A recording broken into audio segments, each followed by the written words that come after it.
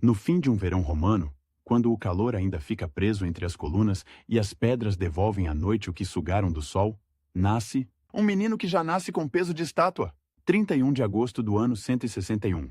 No Palatino e nos palácios imperiais, o ar cheira a cera, a lã, a suor de servos correndo em silêncio, a incenso queimado para afastar maus presságios. E, acima de tudo, cheira a continuidade, porque o pai daquele recém-nascido não é um general qualquer, nem um príncipe de ocasião. É Marco Aurélio, o homem que escreve para si mesmo como se conversasse com a própria consciência, o imperador que tenta governar como filósofo, o rosto, severo que as moedas espalham por todo o Mediterrâneo como se fosse uma assinatura. O menino recebe o nome de Lúcio Aurélio Cômodo. E desde o primeiro dia, a vida dele não é apenas vida. É representação, é dinastia. É a promessa de que Roma não voltará a cair no abismo das sucessões sangrentas, das guerras civis, dos imperadores que duram meses e morrem em corredores. A promessa de que o poder pode ser herdado como uma casa, como um campo, como um sobrenome. Mas Roma não é uma casa. Roma é uma máquina. E essa máquina exige um tipo de homem muito específico. Marco Aurélio sabe disso. Ele não chegou ao trono por ser filho de alguém. Chegou porque foi escolhido, adotado, preparado, moldado. Aquele sistema, o dos bons imperadores adotivos, tinha uma lógica fria. Não basta nascer. É preciso merecer. Nerva, Trajano, Adriano, Antonino Pio. Uma sequência de homens que, com todos os seus defeitos, entendiam a liturgia do poder. O Senado precisa ser respeitado ao menos na forma. O exército precisa ser pago e vigiado. O povo precisa ser alimentado e entretido. Os deuses precisam ser honrados. E a imagem do príncipe precisa parecer inevitável, quase natural, como o nascer do sol. E agora, de repente, o herdeiro é de sangue. Um filho, um menino. Um corpo pequeno que, sem saber, carrega o risco de quebrar a lógica inteira. A mãe, Faustina, é Augusta, filha de Antonino Pio. A família é o próprio mapa do poder. O berço de Cômodo não é só confortável, é político. Cada ama que o embala, cada médico que mede sua febre, cada sacerdote que murmura fórmulas, cada liberto que controla a porta do quarto, todos sabem, este menino pode ser o futuro, ou pode ser o fim. E há um detalhe que Roma não esquece. Cômodo não nasce sozinho. Ele vem ao mundo como gêmeo. O irmão, Tito Aurélio Fulvo Antonino, também nasce naquele dia. 2 meninos, 2 possibilidades. 2 nomes que poderiam dividir o destino. Mas o Império não gosta de duplicidade. O Império quer um rosto. O gêmeo morre ainda criança. A mortalidade infantil, mesmo no topo do mundo, não pede licença. A febre não respeita a púrpura. A tosse não se curva diante de títulos. E quando o irmão desaparece, o que sobra para Cômodo é uma solidão que não é sentimental. É estrutural. Ele vira o único, o centro, o alvo. A infância de um príncipe romano não é feita de brincadeiras livres. É feita de olhares, de correções, de lições que começam cedo. Como sentar, como falar, como receber alguém sem parecer ansioso, como não demonstrar medo. A dignitas, essa palavra pesada que mistura honra, gravidade, autocontrole, não é um adorno. É uma armadura. E a armadura precisa ser vestida antes que o corpo cresça. Só que o corpo cresce. E o corpo, em Roma, é sempre um problema e uma solução ao mesmo tempo. Marco Aurélio passa boa parte do reinado longe da cidade. O século II, que nos livros parece uma era de ouro, tem rachaduras por todos os lados. No Danúbio, as fronteiras fervem. Povos se movem, pressionam, atravessam rios congelados, testam muralhas, atacam guarnições. As guerras marcomânicas não são um episódio distante. São um desgaste contínuo. E como se não bastasse, uma peste, a chamada peste antonina, atravessa o império como um vento ruim, matando soldados, camponeses, artesãos, enfraquecendo a economia, esvaziando cidades, deixando templos cheios de promessas e ruas cheias de funerais. O imperador filósofo escreve sobre aceitar o que não controla. Mas ele controla o que pode. Marcha com o exército, dorme em tendas, julga disputas, assina ordens, tenta manter a disciplina. E, enquanto isso, em Roma, o filho cresce cercado por tutores, por eunucos, por libertos, por uma corte que sabe ser doce e venenosa ao mesmo tempo. A educação de um herdeiro é um campo minado. Ensinar demais pode criar um jovem arrogante, convencido de que sabe tudo. Ensinar de menos pode produzir um vazio perigoso, preenchido por caprichos. E, acima de tudo, há a questão do exemplo. Marco Aurélio é um exemplo difícil. Ele não é um pai que brilha em banquetes, que conquista aplausos com piadas, que se mostra acessível. Ele é austero. Ele é disciplinado. Ele é para muitos quase frio. Um homem que prefere a companhia dos próprios pensamentos à companhia de aduladores. Como um filho cresce à sombra de um pai assim? Alguns tentam imitá-lo. Outros tentam fugir dele. Cômodo, ainda menino, já é exibido ao público. Roma gosta de ver o futuro. A cidade vive de sinais. Um herdeiro saudável é um presságio de estabilidade. Um herdeiro frágil é um convite ao pânico. Então o menino aparece em cerimônias, em jogos, em procissões. A multidão vê a púrpura em miniatura e grita. E esse grito é uma droga. Um som que entra no corpo e fica. O Senado, por sua vez, observa com outro tipo de atenção. Senadores são homens treinados para ler gestos. Eles sabem que um imperador não governa sozinho. Governa com uma rede. Conselheiros, generais, prefeitos, juristas, administradores. E sabem que um jovem no trono pode ser uma oportunidade para influenciar ou uma ameaça se for imprevisível. Aos poucos, os títulos começam a cair sobre Cômodo como camadas de tecido caro. Em 166, ainda criança, ele recebe o título de César. Não é apenas uma honra, é um anúncio oficial. Este é o herdeiro. Este é o nome que deve ser lembrado. Este é o rosto que deve ser aceito. O título de César, no mundo romano, é uma espécie de ponte. Não é o poder pleno, mas é a promessa do poder. É a preparação pública. É o treinamento diante dos olhos de todos. E para um menino, é também uma prisão dourada. Cada erro vira rumor. Cada capricho vira presságio. Cada silêncio vira suspeita. Enquanto isso, o pai continua no fronte. O Danúbio não espera. As legiões não podem ser governadas por cartas perfumadas. E Marco Aurélio, que poderia ter ficado em Roma e mandado generais, escolhe estar lá. Isso diz muito sobre ele. E diz muito sobre o que ele espera do filho. Que entenda o peso do comando, que saiba que o império não é só mármore e aplauso, mas lama, frio, sangue, logística, disciplina. Só que o filho não é o pai. E Roma, quando percebe isso, não perdoa com facilidade. Há um momento em que a vida de Cômodo deixa de ser apenas preparação e vira participação. Em 177, ele é elevado a Augusto, co-imperador ao lado de Marco Aurélio. Ele tem cerca de 15, 16 anos, um adolescente. E, de repente, não é mais apenas o futuro. É o presente. Co-imperador. A palavra parece técnica, mas o efeito é teatral. Significa que, em moedas, em decretos, em juramentos, o nome dele aparece junto ao do pai. Significa que governadores nas províncias, ao oferecer sacrifícios, mencionam os dois. Significa que o exército, ao aclamar, aclama também o jovem. Significa que a máquina do Estado começa a se acostumar com a ideia de obedecer a um corpo novo. E aqui entra uma das contradições mais perigosas do poder romano. O imperador precisa parecer acima de todos, mas também precisa ser visto, precisa ser distante, mas presente. Precisa ser humano o suficiente para ser amado e divino o suficiente para ser temido. É um equilíbrio que poucos conseguem manter sem cair. Marco Aurélio tenta construir esse equilíbrio com filosofia e dever. Cômodo, ao que tudo indica, sente o equilíbrio de outro jeito. Pelo impacto imediato, pelo aplauso, pela sensação de ser o centro do olhar coletivo. No acampamento militar, a vida é dura e repetitiva. O couro das tendas cheira a fumaça. O metal das armas está sempre frio ao toque. O pão é pesado. O vinho é racionado. Os soldados contam histórias obscenas para espantar o medo. Oficiais discutem mapas que são mais esperança do que ciência. E no meio disso, existe o imperador. E agora também, o co-imperador. Como uma figura que precisa encarnar a disciplina. Um príncipe que não aguenta o frio, que reclama da comida, que se irrita com a rotina, vira motivo de desprezo. E desprezo, no exército, é uma rachadura que pode virar abismo. A presença de Cômodo junto ao pai nas campanhas do Danúbio é, portanto, mais do que simbólica. É um teste. Um teste de resistência.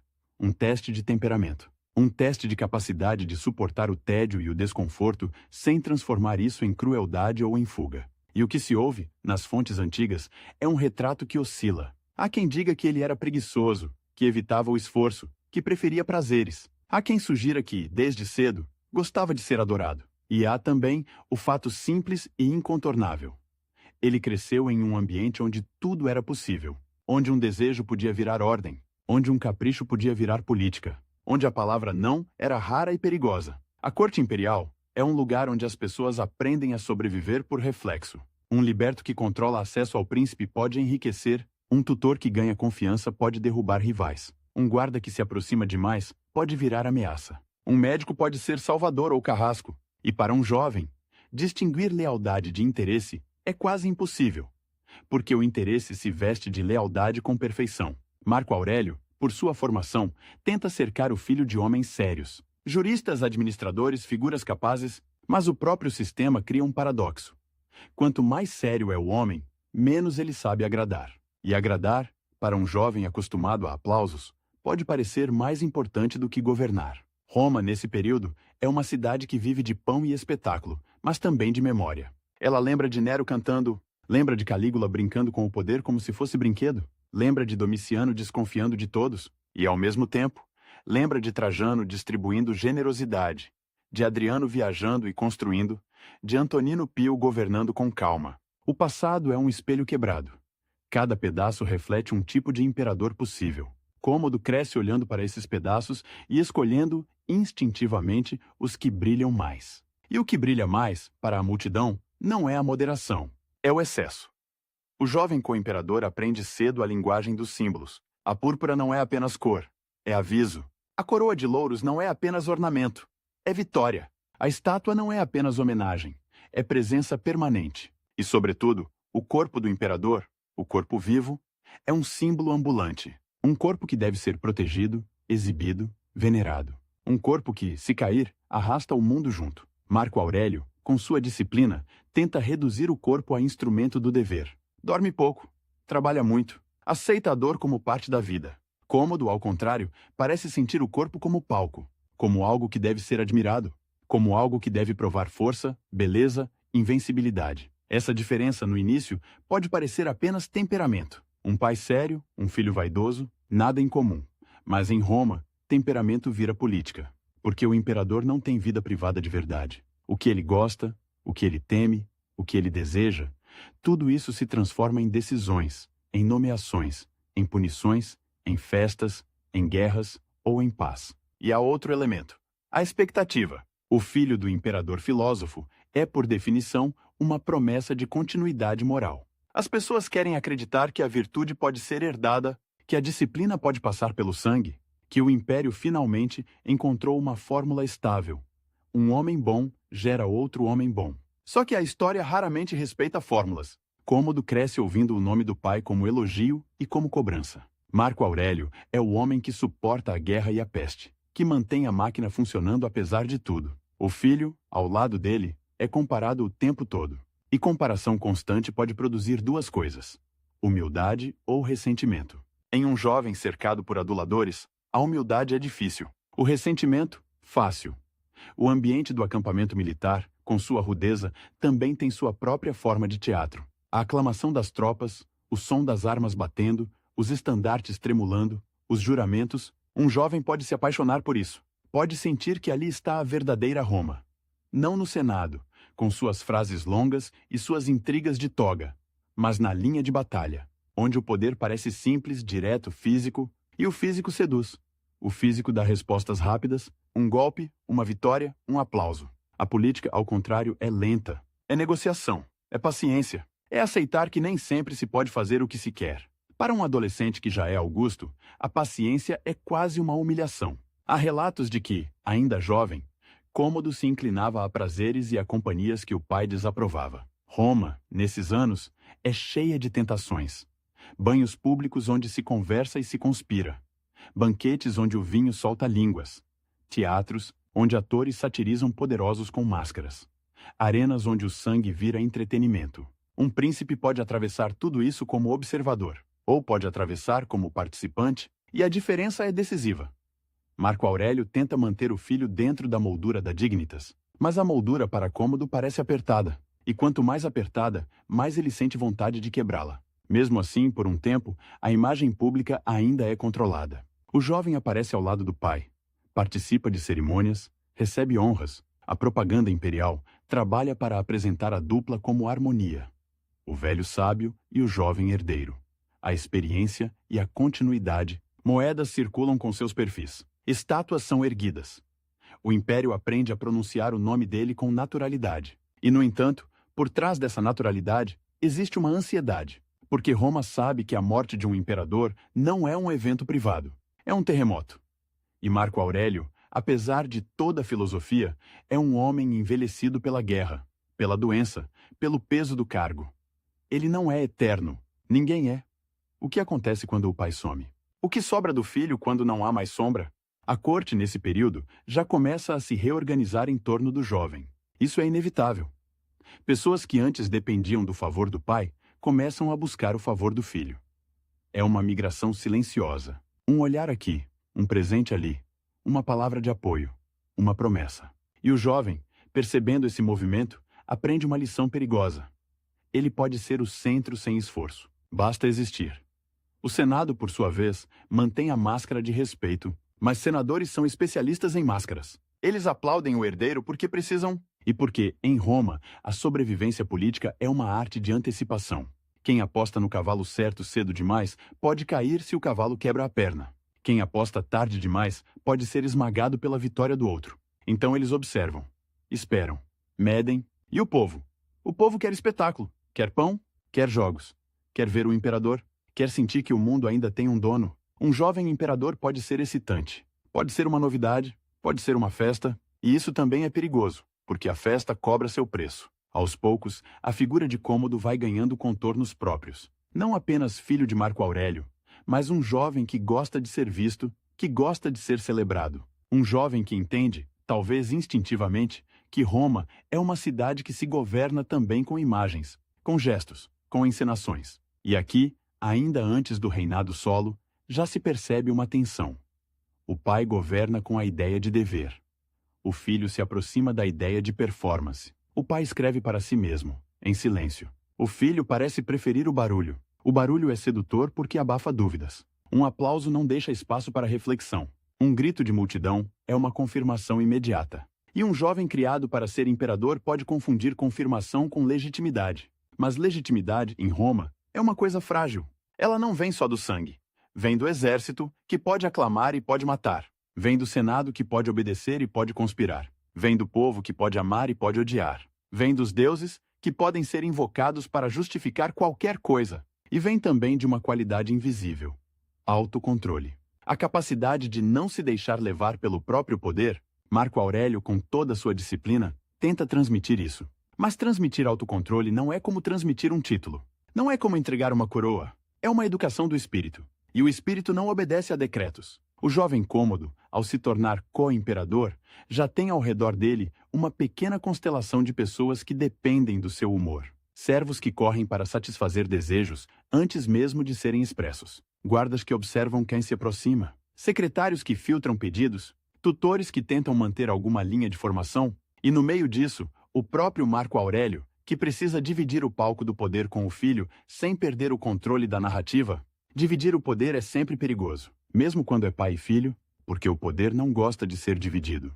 Ele gosta de ser inteiro. E ainda assim, Marco Aurélio insiste, ele quer garantir a transição, quer evitar o caos. Quer que o império aceite o filho como algo natural. Quer que, quando a morte chegar, não haja espaço para usurpadores. É uma decisão compreensível, e ao mesmo tempo, é uma aposta. Uma aposta no sangue, uma aposta na educação. Uma aposta na capacidade de um jovem de suportar o peso de Roma sem transformar esse peso em brinquedo. Nos anos finais da vida de Marco Aurélio, o cenário é de cansaço. O Danúbio continua exigindo atenção. As campanhas são longas. O inverno no norte é cruel. O vento corta. A lama engole botas. A madeira úmida não pega fogo fácil. E, em algum lugar entre uma marcha e outra, entre uma audiência e outra, o velho imperador sente o corpo falhar. Cômodo está ali. Vê o pai envelhecer de perto. Vê o homem que parecia feito de dever mostrar sinais de fragilidade. E isso, para um jovem, pode ser libertador e aterrorizante ao mesmo tempo. Libertador porque a sombra vai diminuir. Aterrorizante porque, quando a sombra some, o sol queima. A imagem do herdeiro perfeito, nesse momento, ainda é uma construção. O império quer acreditar nela. A propaganda trabalha para sustentá-la. Mas a realidade é mais complexa. Cômodo não é um general experiente. Não é um administrador testado, não é um jurista respeitado, ele é, sobretudo, um símbolo, um corpo jovem com títulos antigos, e símbolos, quando viram realidade, podem quebrar. O que se espera dele é quase impossível. Ser ao mesmo tempo continuação e novidade. Ser filho e ser imperador. Ser jovem e ser sério. Ser amado e ser temido. Ser humano e ser mais do que humano. Marco Aurélio, em sua filosofia, talvez aceitasse a impossibilidade como parte da condição humana. Mas Roma não aceita. Roma pune. E, no entanto, há algo de profundamente romano incômodo desde cedo. A compreensão de que o poder é visível, que o poder precisa ser mostrado, que o povo precisa sentir o imperador com os olhos, que a cidade faminta de sinais se alimenta de presença. O pai tenta governar como consciência, o filho aprende a governar como imagem. Essa diferença, ainda contida, ainda embrulhada em cerimônias e títulos, já está ali, como uma rachadura fina no mármore, quase invisível, mas real. E o mármore, quando racha, não volta a ser inteiro. Quando Cômodo caminha em público, ainda jovem, com a toga bem ajustada, com o cabelo arrumado, com o séquito atrás, ele é a promessa de estabilidade. Quando ele se senta ao lado do pai, ele é a continuidade. Quando ele recebe aclamações, ele é o futuro que já começou. Mas por dentro, o que ele sente? O que ele deseja? O que ele teme? Isso é o que decide impérios. Não as palavras gravadas em pedra, mas as pulsações escondidas sob a púrpura. E há um detalhe que Roma sempre soube, mesmo sem dizer em voz alta. O imperador é, antes de tudo, um corpo. Um corpo que pode adoecer.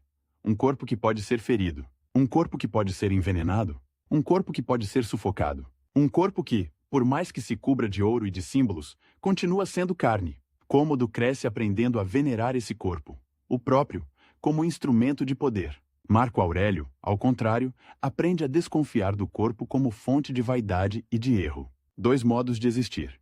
2 modos de governar. 2 destinos possíveis para o mesmo trono. E quando o velho imperador se aproxima do fim, o silêncio do acampamento militar, à noite, parece mais pesado.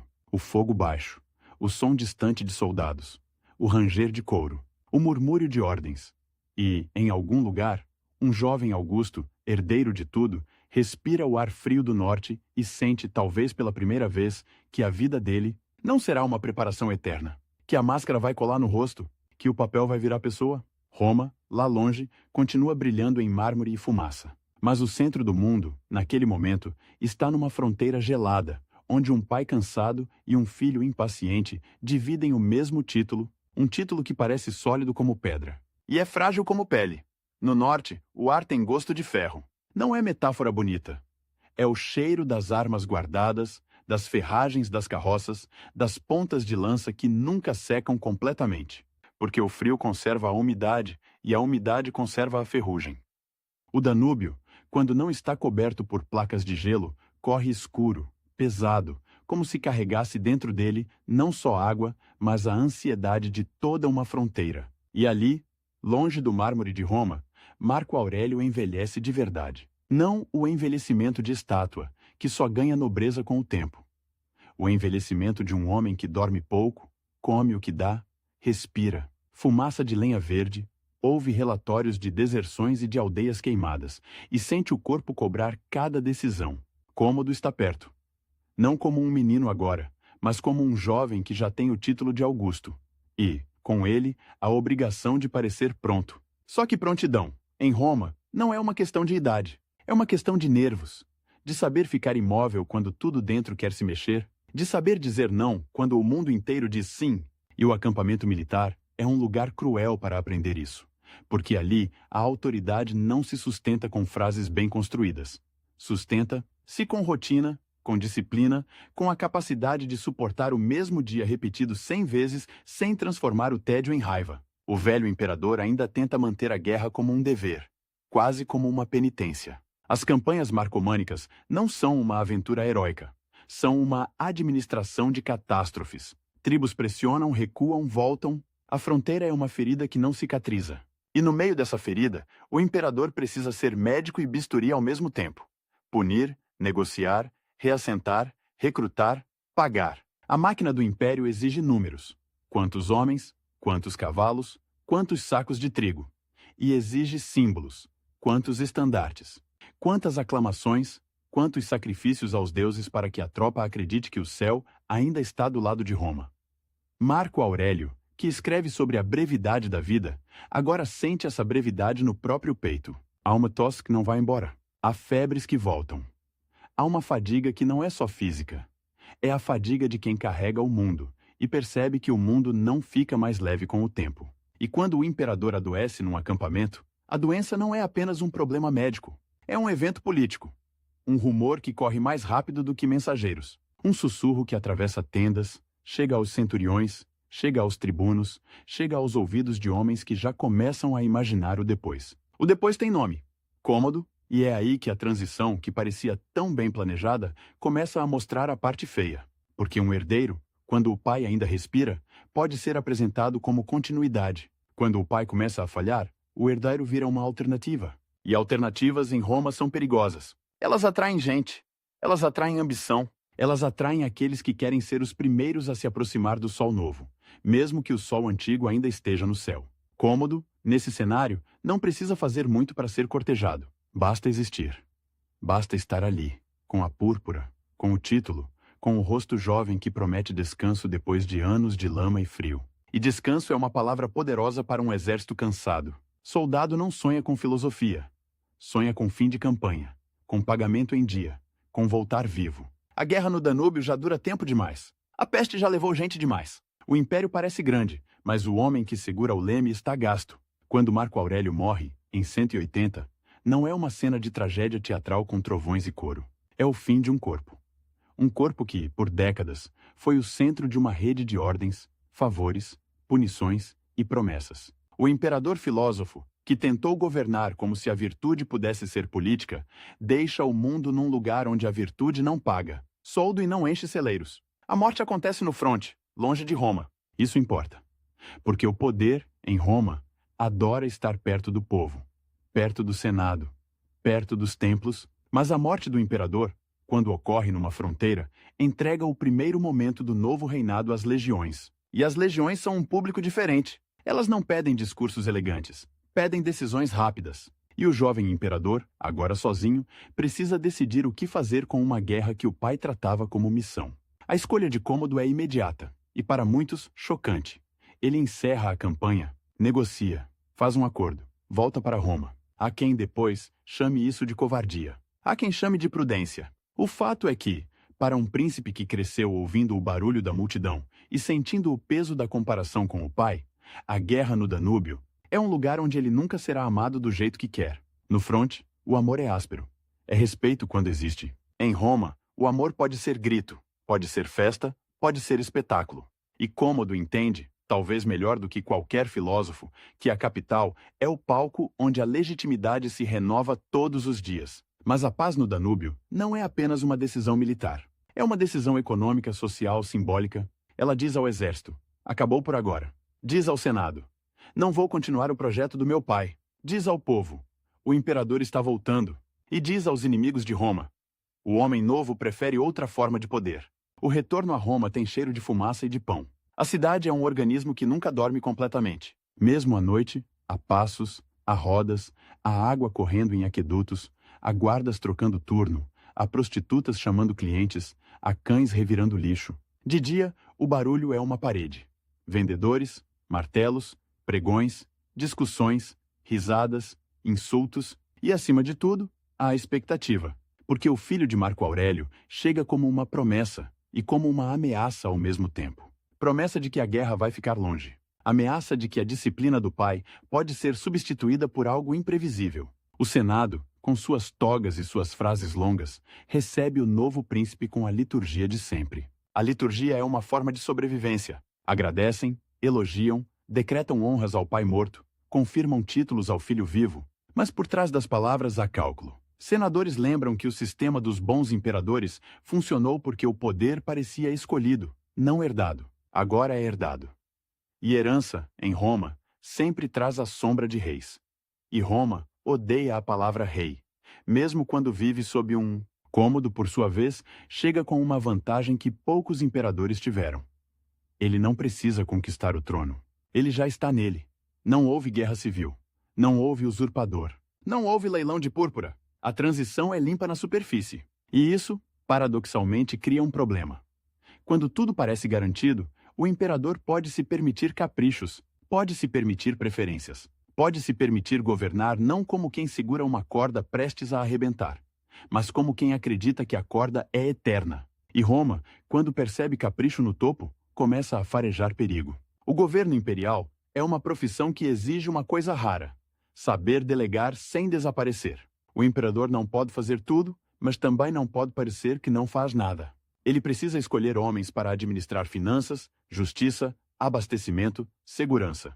Precisa nomear prefeitos, governadores, comandantes, precisa ouvir petições, julgar casos, assinar decretos e precisa, ao mesmo tempo, aparecer em público, presidir jogos, participar de cerimônias religiosas, distribuir favores. É um trabalho de presença, um trabalho de corpo, um trabalho de imagem. Cômodo, recém-chegado, parece inclinar-se para a parte visível do trabalho. A parte que dá retorno imediato, a parte que produz aplauso, e para a parte invisível, a contabilidade, a disciplina administrativa, a paciência com o Senado, ele começa a depender de outros. É assim que favoritos nascem, não como vilões de novela, mas como solução prática.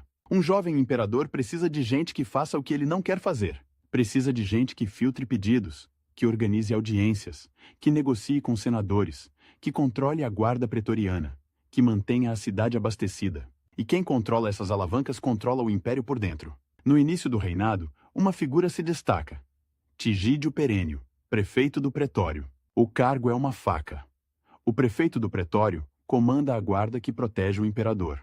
E, portanto, a guarda que pode matá-lo. É um homem que vive perto demais do corpo imperial. E, em Roma, proximidade é poder. Perênio, segundo as fontes, torna-se um dos pilares do governo de Cômodo. Ele administra, ele decide, ele filtra, e isso, para o Senado, é duplamente ofensivo. Primeiro, porque um prefeito do pretório não é um senador tradicional, não é um igual, no jogo de prestígio. Segundo, porque a sensação é de que o imperador está ausente, deixando o Estado nas mãos de um intermediário. Mas Cômodo não está ausente. Ele está presente de outro jeito. Ele está presente naquilo que Roma vê, e o que Roma vê começa a mudar. Marco Aurélio era um imperador que aparecia como dever. Cômodo aparece como prazer, não necessariamente prazer vulgar, embora os rumores corram, mas prazer de ser visto, de ser celebrado, de ser o centro. Ele entende que a cidade é uma multidão faminta de sinais, e ele começa a alimentar essa fome. Isso não é apenas vaidade, é política, porque o povo de Roma não vota, mas grita. E o grito, em Roma, pode derrubar ministros, pode forçar distribuições de trigo, pode transformar um boato em crise. O abastecimento da cidade é uma questão de vida e morte. O trigo vem do Egito, da África, da Sicília. Vem em navios que dependem de ventos, de portos, de segurança marítima. Vem para alimentar uma população enorme que, se ficar com fome, vira tempestade. O imperador precisa manter essa tempestade sob controle. E uma forma de controle é o espetáculo. Jogos, corridas, caçadas, execuções públicas, o Coliseu, o Circo Máximo, os teatros. Roma é uma cidade que se governa com pão e com sangue. E Cômodo, ao contrário do pai, parece confortável com isso. Talvez até fascinado. A paz no Danúbio, que para o exército pode ter sido alívio, para o Senado pode ter sido sinal de fraqueza, porque a guerra, em Roma, é também uma fonte de prestígio. Um imperador vitorioso é um imperador que pode exigir obediência. Um imperador que faz paz pode parecer alguém que abre mão da glória militar. E a glória militar é uma moeda que compra respeito entre elites. Cômodo, porém, parece apostar em outra moeda: popularidade urbana. Aplauso. Presença. A sensação de que o imperador é do povo, mesmo sendo o homem mais distante do povo, e essa aposta começa a corroer o equilíbrio delicado entre os 4 pilares do poder: Senado, Exército, Pretorianos e plebe urbana, porque agradar um frequentemente significa irritar outro. Distribuir dinheiro e jogos agrada a cidade, mas pesa no tesouro. Favorecer pretorianos garante segurança imediata, mas cria ressentimento no exército de fronteira. Humilhar o Senado pode render risos na multidão, mas transforma a aristocracia em ninho de ódio. O reinado de Cômodo, nos primeiros anos, é uma sequência de sinais contraditórios. Ele mantém a fachada de respeito ao pai, deifica Marco Aurélio como manda a tradição, transformando-o em divos, um deus oficial, com templos e sacerdotes. Isso é política de memória. Honrar o pai é herdar sua legitimidade. Mas, ao mesmo tempo, ele se afasta do estilo do pai. Menos audiências longas, menos paciência com debates, mais confiança em intermediários, mais gosto por prazeres e por encenação. A corte, que já era um lugar de sobrevivência, vira um lugar de corrida. Quem chega mais perto do imperador ganha, quem perde acesso desaparece. E acesso, em Roma, é tudo. Uma palavra ao ouvido certo pode virar nomeação. Um sorriso pode virar fortuna. Um silêncio pode virar sentença. E então chega 182. Um ano que marca uma mudança de temperatura no reinado. Até ali, havia críticas, havia murmúrios, havia desconforto. Em 182, a tentativa de golpe, conspiração. A figura central, nas narrativas antigas, é Lúcia Aurélia Cômoda, irmã do imperador, filha de Marco Aurélio, uma mulher de sangue imperial, portanto perigosa por definição, porque em Roma o sangue pode ser argumento político. Se o imperador é odiado, alguém do mesmo sangue pode ser apresentado como alternativa legítima. E uma irmã, especialmente, carrega um tipo de ameaça íntima.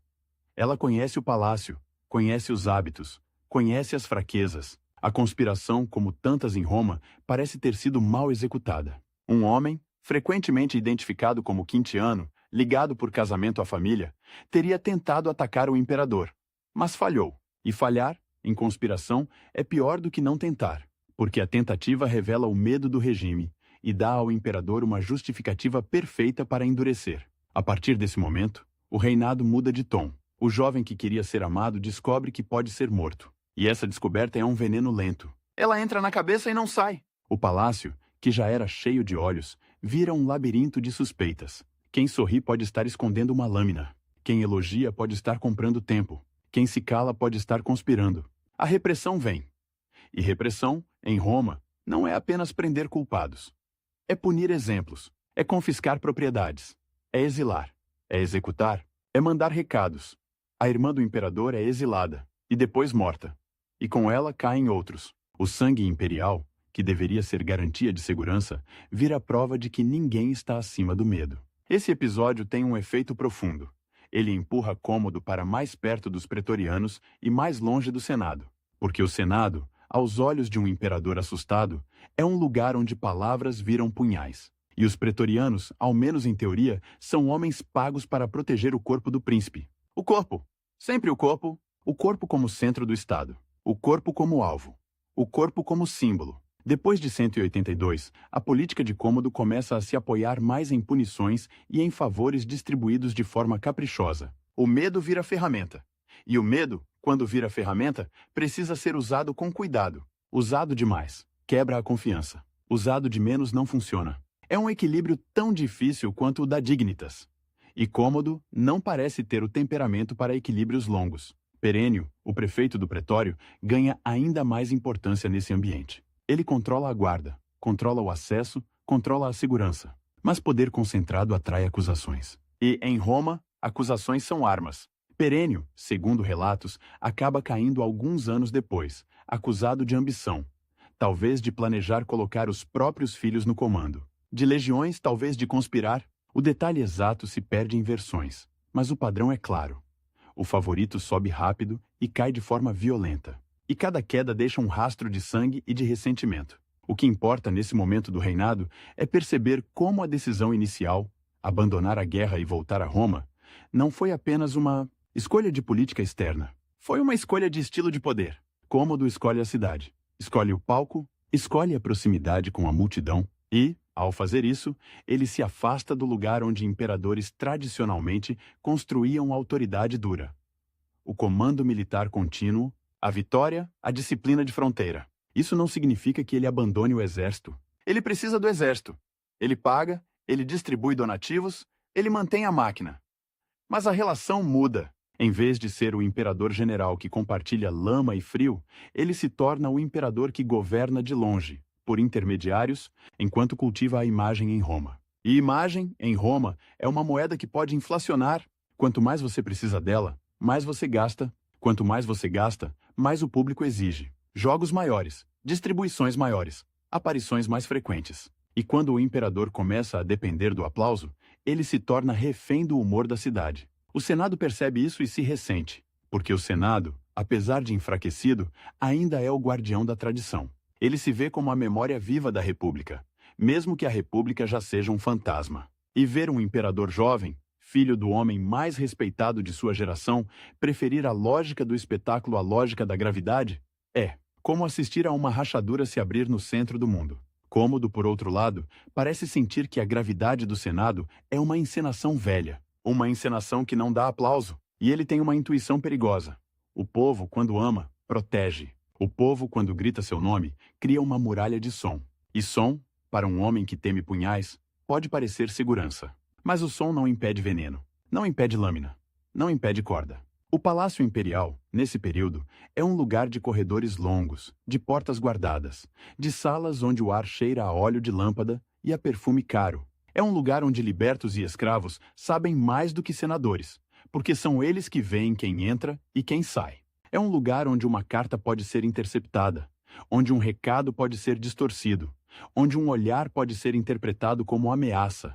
E depois de 182, cada gesto ganha peso. Cômodo começa a se cercar de gente que o faz sentir-se seguro e admirado. Gente que confirma suas vontades, gente que transforma desejos em decretos. Isso é confortável. E é mortal.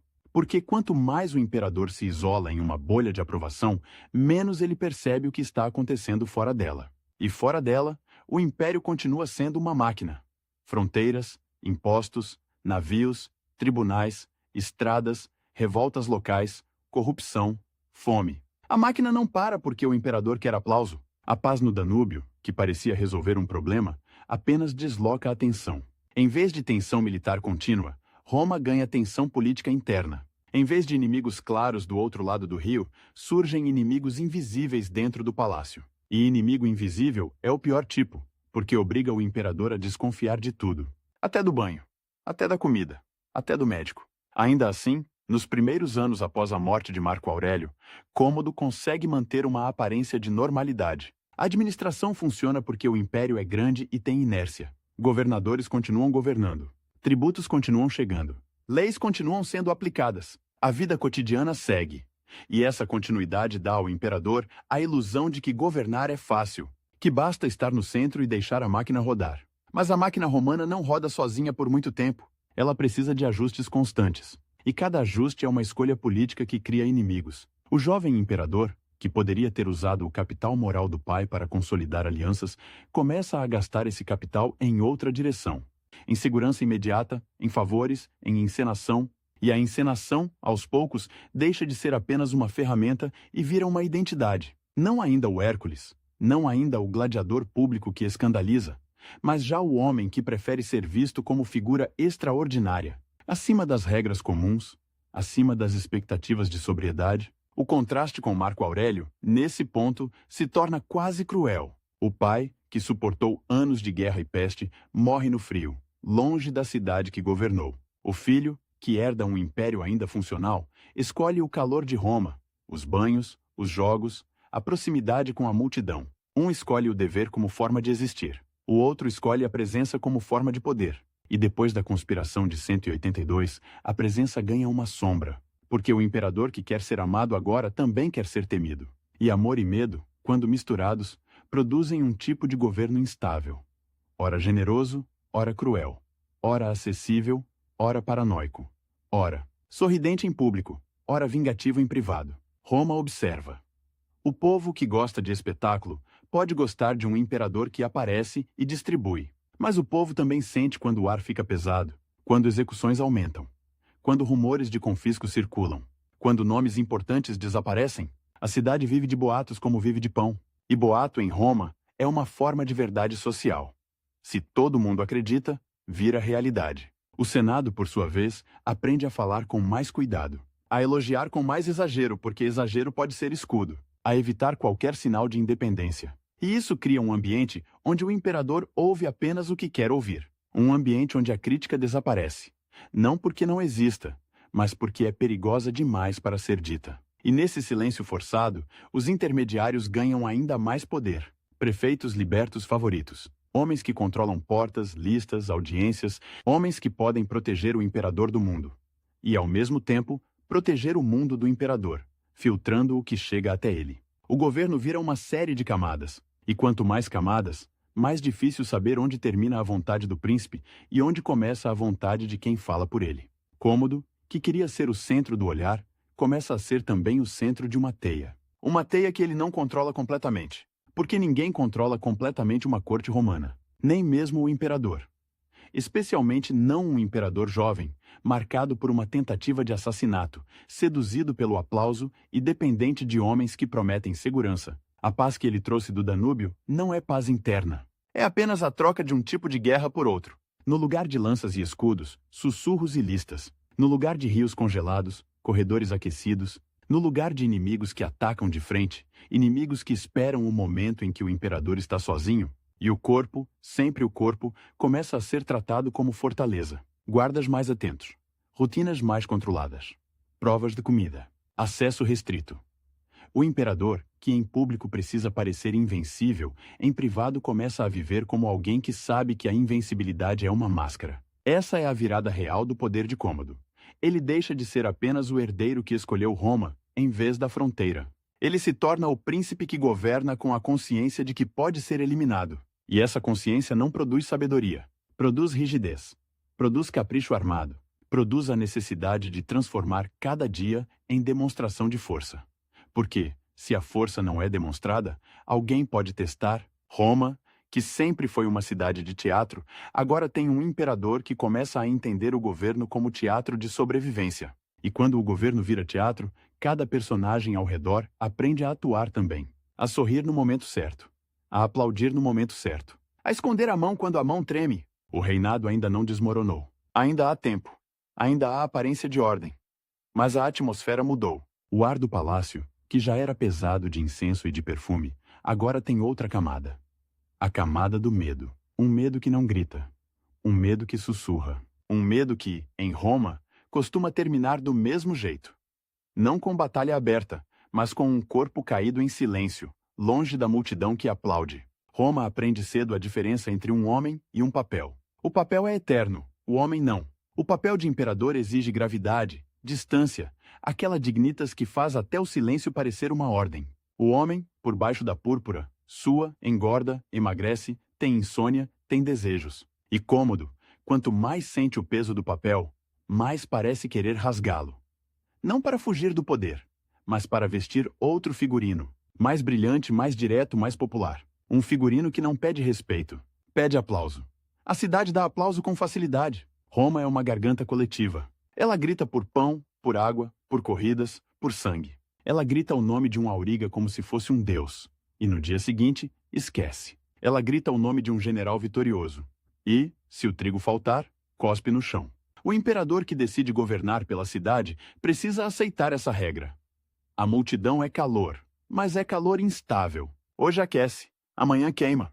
Cômodo volta do Danúbio com a paz assinada e com o corpo intacto. E isso, para um jovem que viu o pai definhar em campanha, já é uma vitória íntima. Ele entra em Roma como quem entra num banho quente depois de anos de frio. O mármore devolve luz. As colunas fazem eco. O ar cheira a fumaça de cozinhas, a suor de gente, a incenso de templos. E, acima de tudo, cheira a expectativa. Porque o filho do imperador filósofo chega com uma promessa silenciosa. Menos lama, mais festa. Só que festa, em Roma, não é apenas diversão. É administração, é logística, é dinheiro, é política de nervos. Para encher o circo máximo, é preciso controlar o calendário, os contratos, os animais, os aurigas, as facções. Para encher o anfiteatro, é preciso caçar feras, comprar feras, transportar feras, alimentar feras, manter homens treinados para não morrerem antes da hora. Para distribuir trigo, é preciso navios, armazéns, fiscais, guardas e uma cadeia inteira de subornos que, se não for vigiada, virá um buraco negro. E é aí que o império começa a parecer um palco montado sobre andaimes. O público vê a fachada, o imperador sorrindo, a mão levantada, a túnica brilhando. Por trás, há cordas, roldanas, gente suja de farinha e de sangue e uma contabilidade que não perdoa. Cômodo gosta da fachada. Ele entende a linguagem do gesto. Um aceno no momento certo vale mais do que um decreto bem escrito. Um donativo anunciado em voz alta vale mais do que uma reforma silenciosa. E, quando o imperador se apaixona por essa linguagem, ele começa a tratar o governo como uma sequência de aparições. O Senado, sentado em suas cadeiras de honra, com suas togas alvas e suas frases longas, percebe o perigo antes do povo. Porque o Senado vive de sinais. Ele sabe quando um príncipe quer ser primeiro entre iguais e quando quer ser outra coisa. E Cômodo, aos poucos, vai deixando claro que não quer ser apenas o primeiro, quer ser o centro.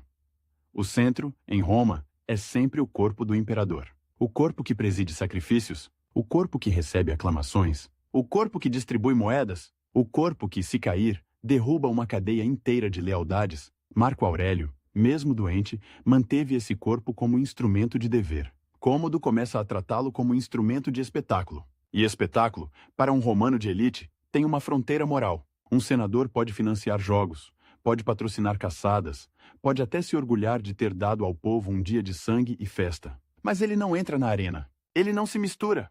Ele não se expõe. A arena é lugar de quem não tem dignitas. Escravos, condenados, profissionais. Um príncipe, um Augusto, deve olhar de cima. Deve ser juiz, não participante. Cômodo começa a flertar com a ideia de participar. No começo, é sutil.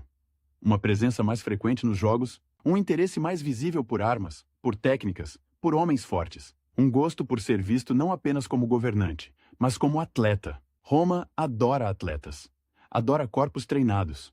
Adora a promessa de força. E o imperador, que sente a sombra da conspiração de 182 ainda fresca na memória da cidade, entende que força exibida é uma forma de segurança. Se o povo acredita que ele é invencível, talvez ninguém ouse tocá-lo. Só que a invencibilidade, quando vira necessidade, vira vício.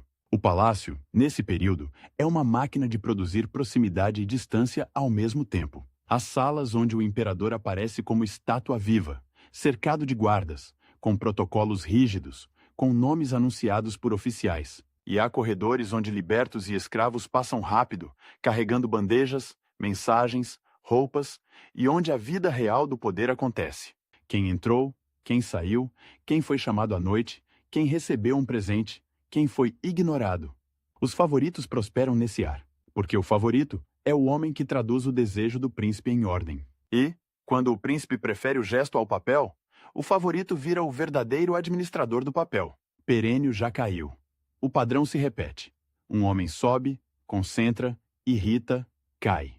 E a queda nunca é limpa. Ela vem com acusações de traição, com execuções, com confisco. O tesouro agradece o confisco por um instante. A aristocracia treme por muito mais tempo. Porque confisco é uma mensagem. Sua fortuna não é sua. Sua casa não é sua. Sua vida menos ainda. Depois de Perênio, surge Cleandro, um liberto. E isso, para o Senado, é uma afronta quase física. Um homem que nasceu escravo, que foi propriedade de alguém, agora controla acesso ao imperador. Distribui cargos, vende favores, vende mesmo. As fontes antigas insistem nisso. Magistraturas e comandos seriam negociados como mercadoria. E, mesmo que a moralização dos autores exagere, o fato político permanece. A sensação de que o Estado está à venda corrói qualquer respeito. Cleandro é o tipo de figura que só existe num regime onde o príncipe se afasta do trabalho miúdo e deixa que outro faça. E cobre por isso, ele se torna poderoso porque resolve problemas imediatos. Paga, nomeia, pune, organiza. E ao resolver, cria dependência. Quem quer um cargo, fala com Cleandro. Quem quer evitar uma acusação, fala com Cleandro. Quem quer um favor, fala com Cleandro. O imperador vira uma espécie de sol distante. Cleandro, o planeta mais próximo, com gravidade própria. E, enquanto isso, Roma continua sendo Roma. Uma cidade que pode ser generosa num dia e assassina no outro. O abastecimento é o nervo exposto. Quando o trigo chega, ninguém pensa no Egito. Quando o trigo falta, todo mundo pensa no imperador. Há anos difíceis. Há rumores de escassez. Há tensão nos mercados. O pão, em Roma, não é apenas comida. É contrato social. A plebe aceita não mandar porque o Estado alimenta. Quando o Estado falha, a plebe lembra que tem mãos, pedras, fogo. E o fogo, em Roma, é sempre uma ameaça real. A cidade é feita de madeira escondida sob reboco, de lojas apertadas, de ruas estreitas. Um tumulto pode virar incêndio. Um incêndio pode virar revolta. E uma revolta na capital é o tipo de coisa que faz até um imperador tremer, porque não há muralha entre ele e a multidão. Cômodo, que quer ser amado, precisa manter o amor alimentado, e ele alimenta com jogos, com dinheiro, com presença. Ele aparece, ele se mostra, ele se oferece como espetáculo. A arena, então, deixa de ser apenas um lugar onde o povo vê a violência dos outros. Começa a ser um lugar onde o povo vê o imperador. O anfiteatro tem um cheiro próprio. Quem nunca esteve lá imagina apenas sangue. Mas há mais. A poeira levantada por pés e patas. A suor de milhares. A gordura de comida vendida nas arquibancadas. Há perfume, barato tentando disfarçar o fedor. Há o odor metálico que fica no ar depois de uma ferida aberta. O sol bate de um jeito cruel, refletindo no mármore e no bronze. E o som? O som é uma coisa que entra no corpo. Um rugido que não é de um animal, mas de uma cidade inteira. Cômodo aprende a usar esse som como instrumento. Ele entende que no anfiteatro, o Senado é apenas mais um setor de assentos. Ali, a hierarquia se embaralha. Ali, a voz do povo pesa. E o imperador, sentado no lugar de honra, pode sentir algo que nenhum debate senatorial dá. A sensação de domínio imediato. Mas ele quer mais do que domínio. Quer participação. Há um escândalo específico na ideia de um imperador gladiador. Gladiador é profissão de infâmia. Mesmo quando o gladiador é amado, ele é amado como objeto de consumo. Ele é corpo alugado para a morte. Um aristocrata pode admirar um gladiador como admira um cavalo de corrida, com entusiasmo e desprezo misturados. Um imperador, ao se aproximar disso, não apenas quebra a etiqueta. Ele mexe no fundamento simbólico do poder, porque o príncipe deveria ser o homem que não precisa provar nada com o corpo. Ele prova com a lei, com a vitória, com a estabilidade. Quando ele prova com o corpo, ele rebaixa o cargo ao nível da arena. E, paradoxalmente, ele também o eleva a um nível quase mítico. Porque o povo não pensa em dignitas. O povo pensa em força, em coragem, em espetáculo. Um imperador que luta, ou que parece lutar, vira uma figura de lenda, um Hércules vivo. Um homem que não apenas manda matar, mas enfrenta. Cômodo começa a se identificar com Hércules, não como metáfora literária, mas como persona política. Hércules é o herói que vence monstros com as próprias mãos, que usa a pele do leão, que carrega a clava. É força bruta com aura divina. É o oposto do filósofo que escreve sobre autocontrole. E, para um filho que vive sob a sombra do pai, escolher Hércules é escolher uma ruptura visível, é dizer, eu não sou o homem das palavras, sou o homem do braço. Essa identificação vai se intensificando. Estátuas, imagens. A iconografia começa a mudar. O imperador aparece com atributos hercúleos. E quando a iconografia muda, a política muda junto, porque Roma é um império de imagens. Moedas circulam mais do que decretos. Estátuas falam mais do que discursos. Um rosto cunhado em metal chega a lugares onde a voz do imperador nunca chegará. E o rosto de Cômodo começa a dizer: invencível. Só que invencível, em Roma, é uma palavra perigosa, porque o sistema imperial, apesar de toda a pompa, é frágil. Ele depende de um equilíbrio de interesses. O Senado quer respeito e segurança patrimonial. Os pretorianos querem dinheiro e proximidade. O exército de fronteira quer comando competente e pagamento. A plebe quer pão e jogos. O imperador precisa ser o homem que distribui o suficiente para todos sem parecer fraco para nenhum. Quando ele se torna espetáculo, ele desloca o centro desse equilíbrio. Ele começa a governar como se a plebe fosse o público principal. E o resto, figurante. E figurante, em Roma, não aceita ficar calado para sempre. Cleandro, com seu poder de bastidores, tenta manter a máquina funcionando. Mas a máquina range.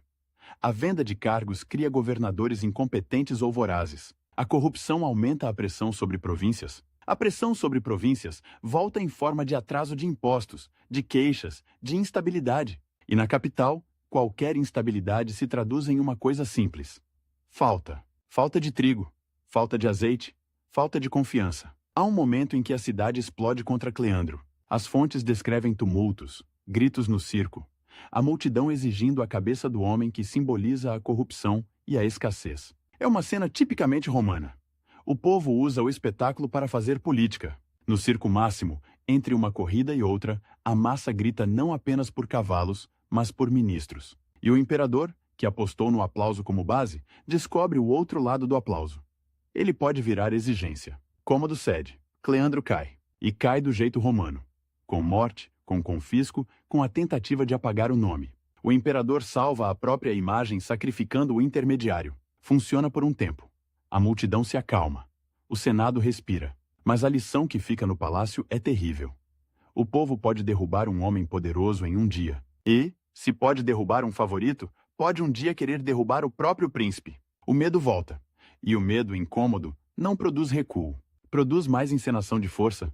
Porque se a cidade é volúvel, então é preciso hipnotizá-la. Se o Senado é hostil, então é preciso humilhá-lo ou ignorá-lo. Se os pretorianos são a guarda do corpo, então é preciso comprá-los. E comprar guarda é caro, não apenas em dinheiro, mas em precedentes. Cada donativo cria a expectativa de outro. Cada privilégio cria ressentimento em quem não recebe. O imperador começa a se mover como um homem cercado por espelhos. Ele vê a própria imagem em todo lugar, em estátuas, em moedas, em aclamações. E, ao mesmo tempo, sente que por trás de cada espelho pode haver alguém segurando uma pedra. A arena, então, vira mais do que palco. Vira ritual de reafirmação. Cômodo aparece como caçador de feras, como o homem que domina animais exóticos trazidos de longe. A caça no anfiteatro, as venationes, é um espetáculo de poder imperial.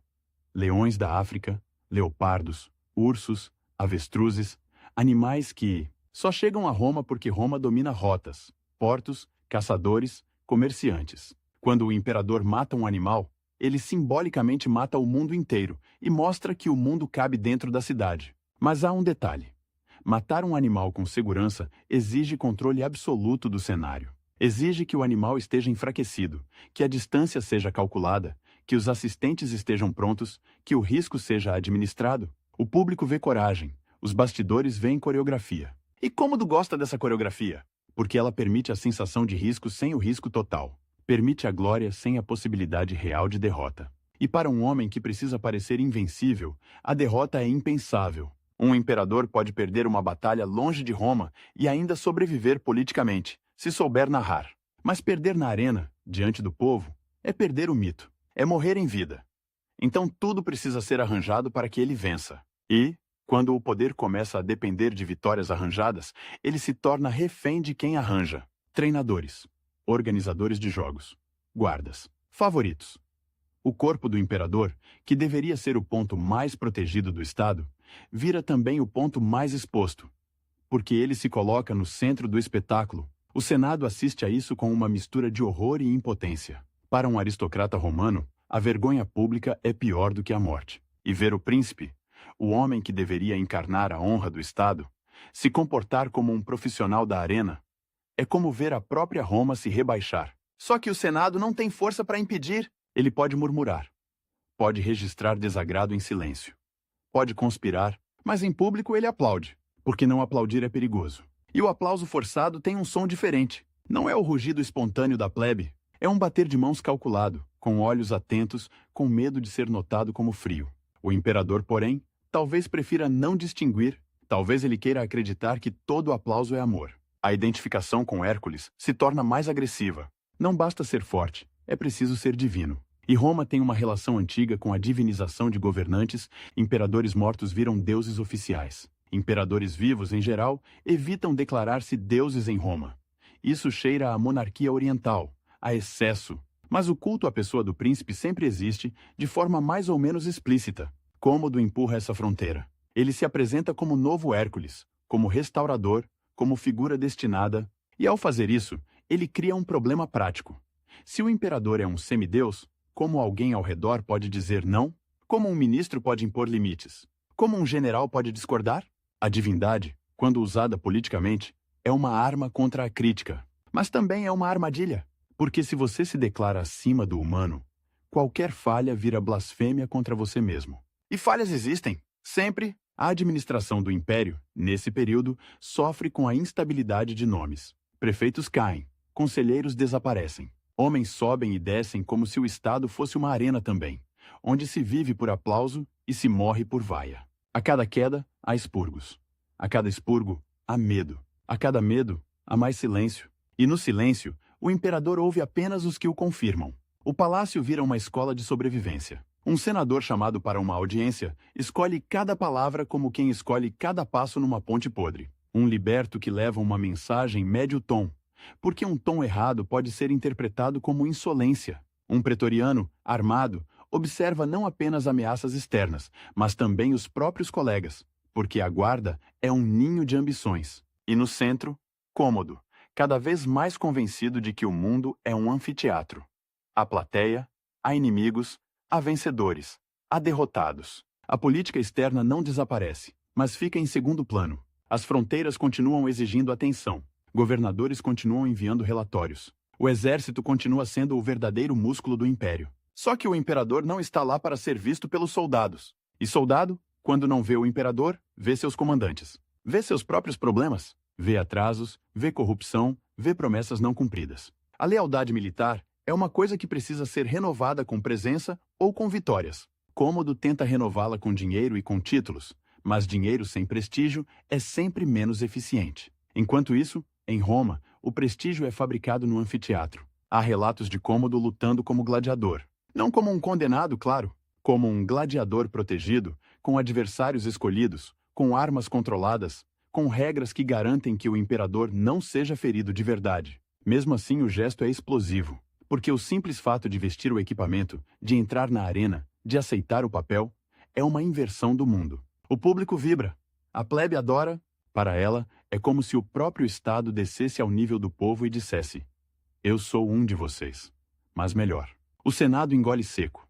Para ele, é como se o Estado se despisse e mostrasse a carne. E a carne, em Roma, é sempre política. O corpo do imperador, exibido como corpo de atleta, vira objeto de culto. E culto ao corpo é uma forma de culto ao poder. Cômodo quer ser visto como invencível, e invencibilidade, para ser crível, precisa ser mostrada. Ele mostra, ele repete, ele transforma a repetição em hábito, e o hábito em necessidade.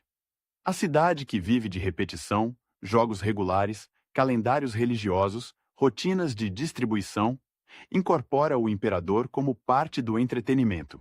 Isso é o triunfo e a tragédia. Por quê? Quando o imperador vira entretenimento, ele se torna substituível na imaginação popular. O povo pode amar hoje e querer outro amanhã. O Senado pode odiar em silêncio e esperar um momento. Os pretorianos podem proteger enquanto são pagos, e se o pagamento falhar, mudar de lado. O espetáculo não cria lealdade profunda. Cria consumo. E consumo exige novidade. Cômodo começa a buscar novidade em gestos cada vez mais extremos. Renomeações, exageros. A vontade de rebatizar, de reordenar, de marcar o mundo com o próprio nome. Roma já viu isso antes em tiranos e em reis helenísticos. Mas ver isso no filho de Marco Aurélio tem um gosto de ironia amarga. O pai escreveu sobre humildade diante do cosmos. O filho quer que o cosmos use seu sobrenome. A relação com o Senado se deteriora não apenas por medo, mas por desprezo. O Senado, para Cômodo, é um coro de homens velhos que fingem importância. Ele prefere o aplauso direto do povo e a obediência armada dos pretorianos. E, quando um imperador prefere guarda e multidão à aristocracia, ele muda a natureza do regime. Ele torna o poder mais imediato, mais violento, mais dependente de humor. O humor do povo pode ser comprado por um tempo. O humor da guarda pode ser comprado por um tempo. O humor do Senado... O Senado não se compra tão facilmente porque o Senado não é uma massa. É uma rede de famílias, de patrimônios, de memórias. Ele pode fingir submissão por anos, e ainda assim, guardar rancor como se fosse herança. E rancor, em Roma, é paciente. Cômodo, ao mesmo tempo, não é um governante que vive apenas de caprichos. Ele toma decisões, ele nomeia, ele pune, ele distribui. Ele mantém a máquina funcionando o suficiente para que o império não desabe. Isso é importante. O reinado não é um caos contínuo, é uma alternância. Dias de normalidade administrativa, dias de terror, dias de festa, dias de execução. Essa alternância é o que desgasta, porque ninguém sabe qual cômodo vai acordar. E o palácio, com seus banhos, seus jardins, suas salas de jantar, vira o lugar onde o destino do mundo depende do humor de um homem. Os banhos, aliás, são um símbolo perfeito. Roma é a civilização do banho. Banho é higiene, é lazer, é sociabilidade, é política. Nos banhos públicos, senadores e plebeus podem estar no mesmo espaço, separados por status, mas compartilhando vapor. No palácio, o banho é intimidade. É o momento em que o corpo do imperador está sem armadura, sem toga, sem espada. É o momento em que ele é apenas carne quente e vulnerável. E quanto mais ele se exibe como Hércules em público, mais essa vulnerabilidade privada se torna um segredo perigoso. Porque o mito precisa esconder o homem. E esconder o homem exige controle absoluto do entorno.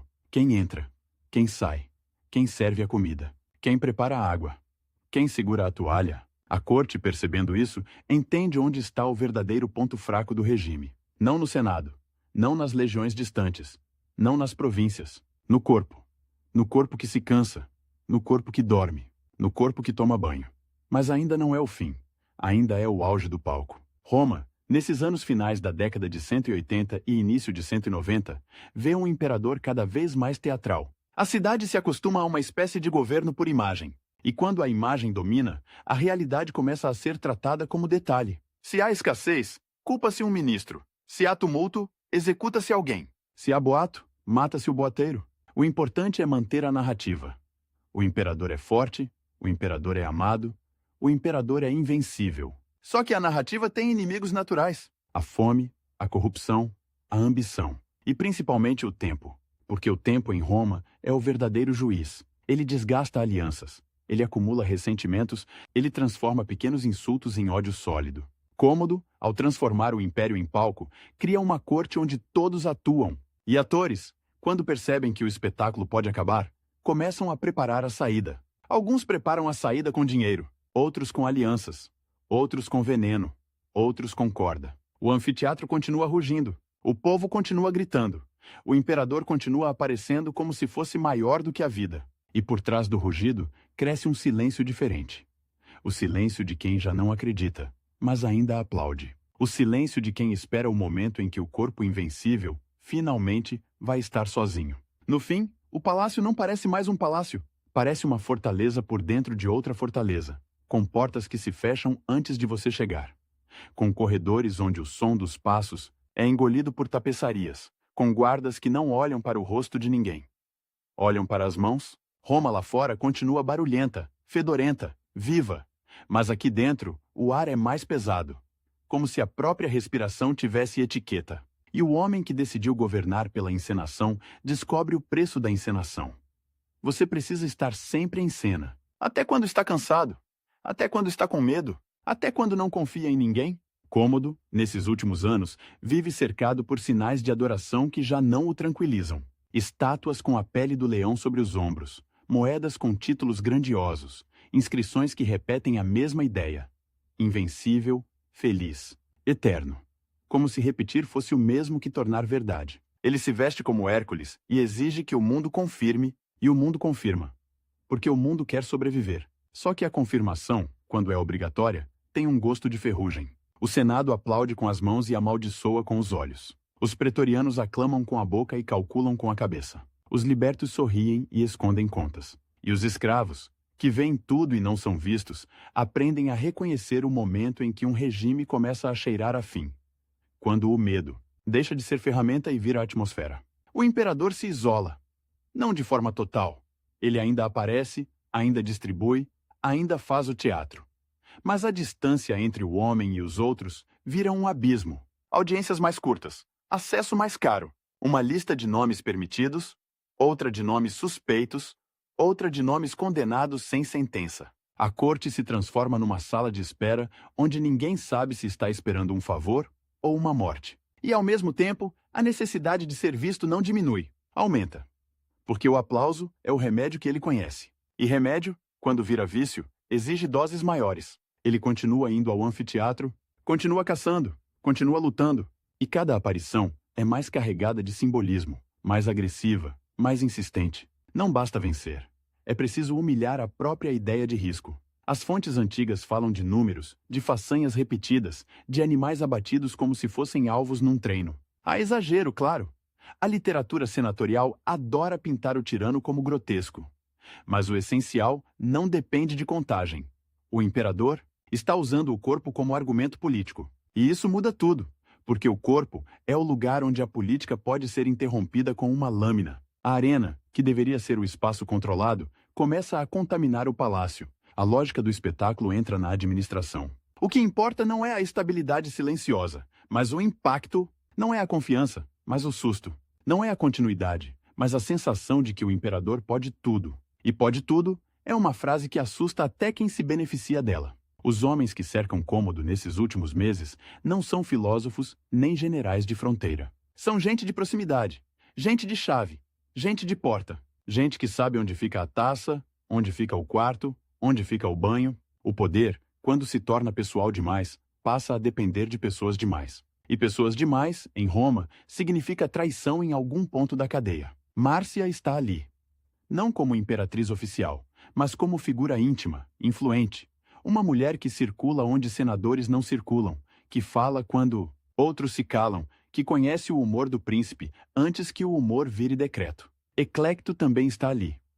Um homem do serviço palaciano, do tipo que faz o império funcionar sem aparecer, que organiza, transmite, abre caminho. E está Leto, o prefeito do pretório, o homem que comanda a guarda que protege o corpo do imperador.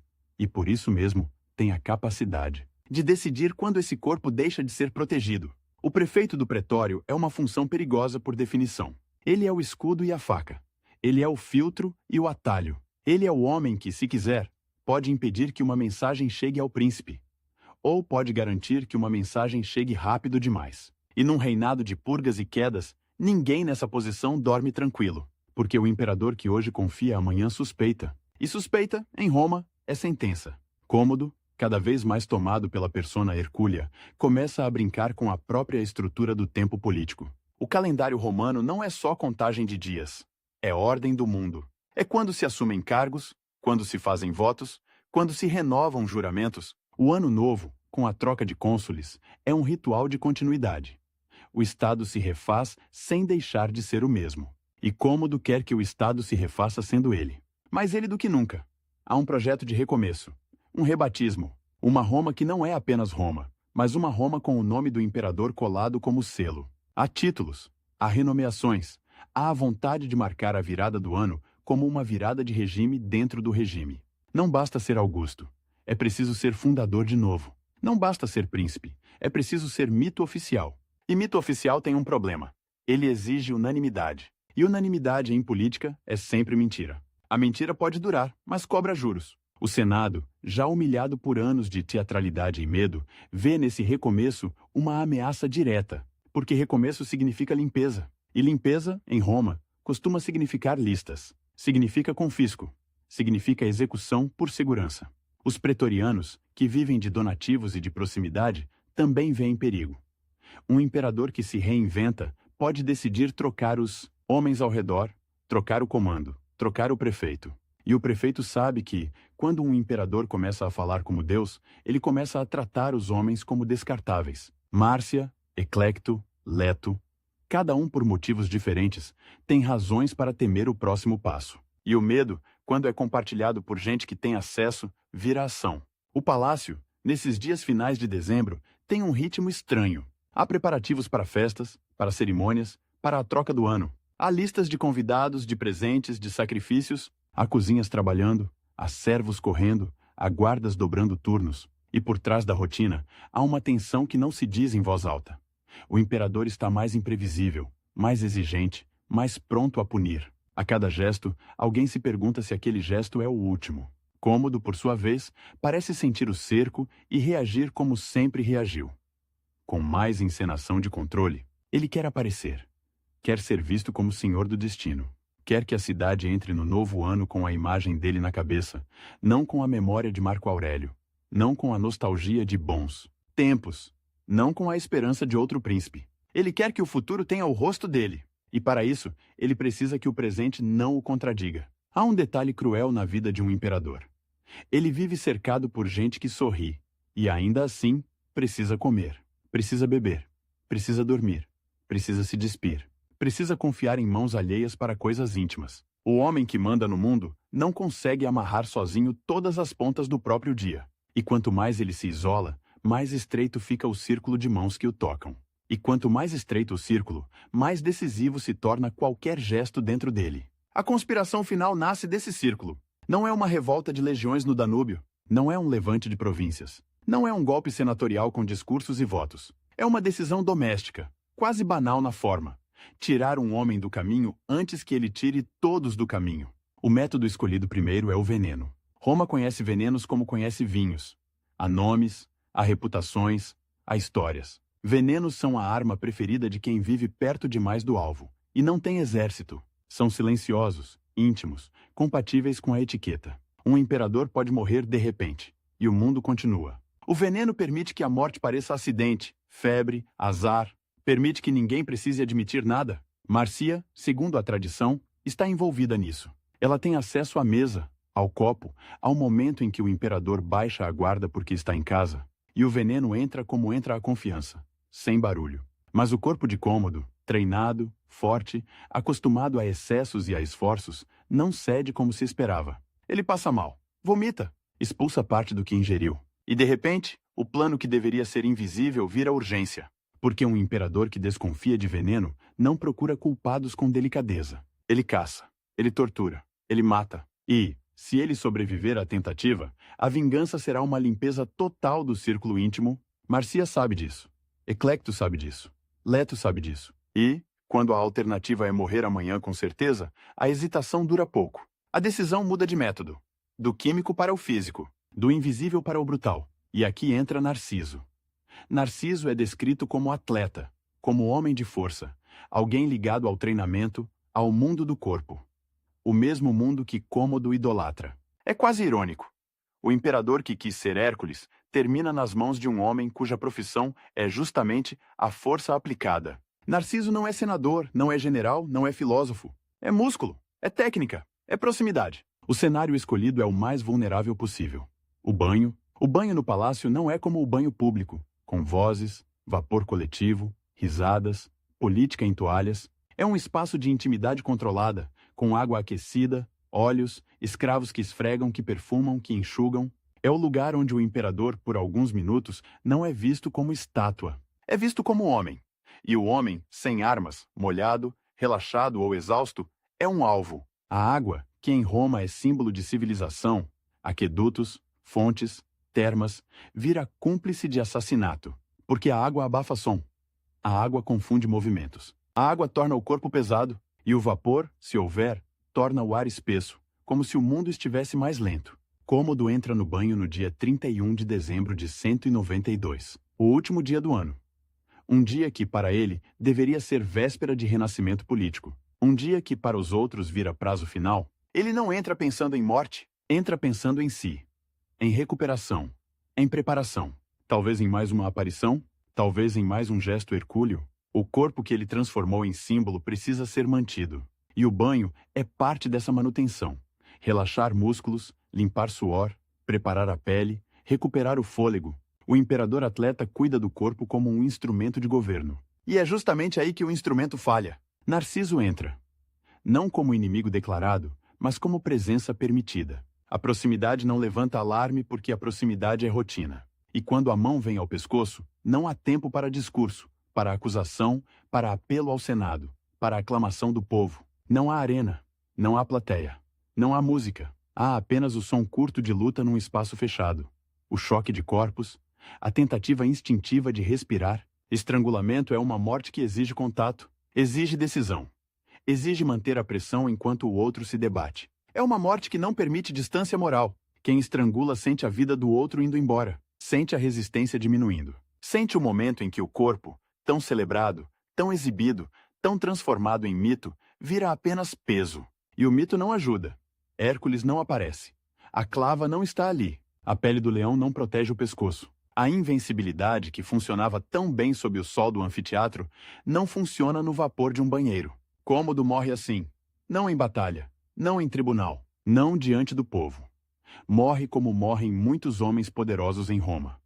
Traído por quem está perto, num espaço privado, com a violência mais simples possível. A notícia, quando sai do palácio, precisa ser administrada. Porque a morte de um imperador não é apenas morte. É um terremoto administrativo. Quem controla a narrativa controla as próximas horas. E as próximas horas em Roma decidem o próximo regime. Os pretorianos precisam saber quem paga. O Senado precisa saber se pode respirar ou se deve tremer. A plebe precisa saber se haverá pão e jogos amanhã. E, acima de tudo, a cidade precisa de um nome para gritar. Porque Roma sempre grita um nome. Leto e os outros conspiradores não matam apenas por medo. Matam para abrir caminho. E o caminho imediato é um homem que pareça aceitável.